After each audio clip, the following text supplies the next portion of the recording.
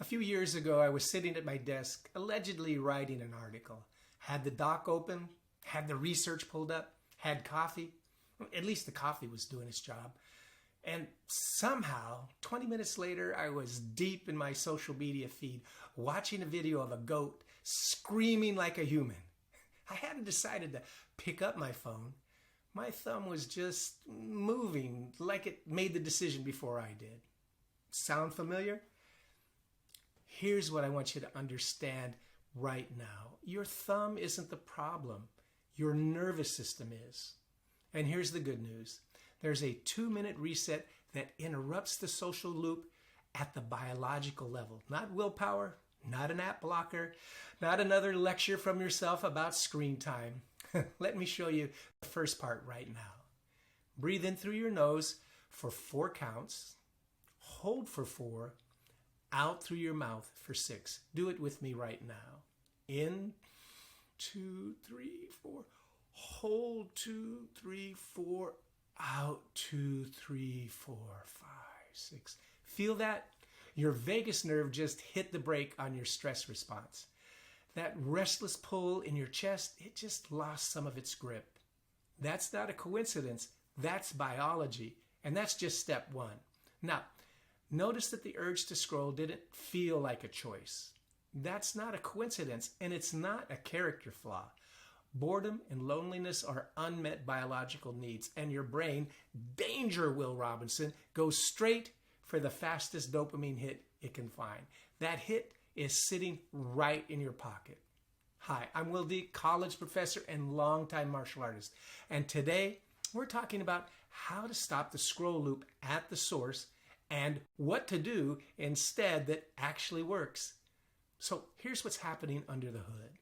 Your brain runs on habit. Trigger, routine, reward. You feel bored or a little lonely? That's the trigger. You reach for the phone. That's the routine. You get a little dopamine hit. That's the reward. And the whole thing runs so automatically, it's like driving home on autopilot and not remembering a single turn you made along the way. But here's where the science gets really practical. Scrolling doesn't actually deliver connection. It delivers the anticipation of connection. Your brain releases dopamine on the possibility of a message, a like, something interesting. Not the real thing, the possibility. Think of it like a slot machine. Every swipe is a pull of the handle. Maybe this one pays off. Maybe it's another screaming goat. Maybe it's someone unsolicited opinion about sourdough bread. That unpredictability is exactly what makes it sticky. And that's why you feel emptier after 20 minutes than before you picked that phone up. You fed the craving without filling the need. You ate the junk food, but you're still hungry. Now, here's a framework that makes this click. Humans run on 3 core psychological needs. Relatedness, that need to connect with other people. Competence, the need to feel capable and effective.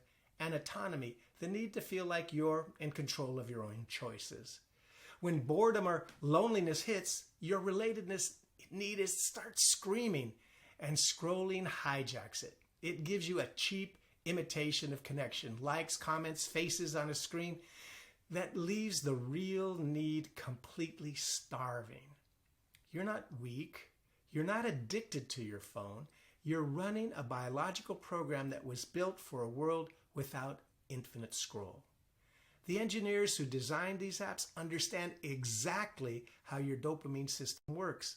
You're not losing to a bad habit. You're losing to a team of very smart people whose full-time jobs is to keep you on that app. So what actually interrupts the program? Not another app blocker, not guilt. A 2-minute nervous system reset that works with your biology instead of fighting it. Let's do this together right now. Step 1 is the 4-4-6 breathing, and I want you to actually do this with me. You're going to breathe in through your nose for 4 counts, hold for 4, and then out through your mouth for 6. Let's do it right now. In, 2, 3, 4, hold, 2, 3, 4, out, 2, 3, 4, 5, 6. Again, in 2, 3, 4, hold 2, 3, 4, out 2, 3, 4, 5, 6.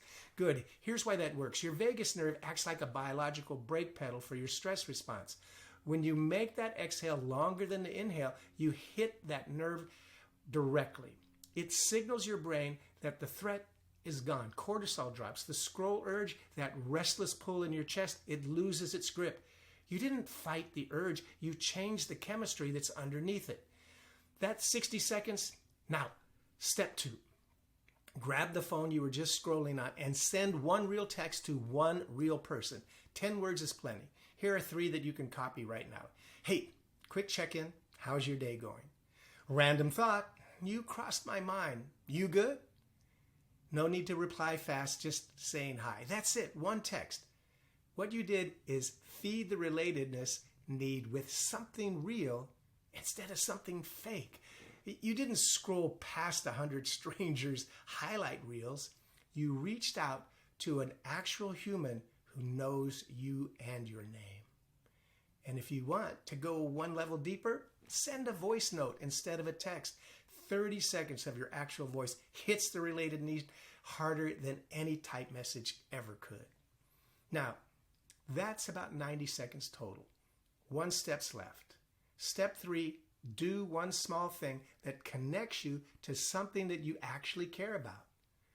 Open the article, write 1 sentence, step outside for 60 seconds and feel the fresh air. It doesn't have to be anything big. It just has to be real.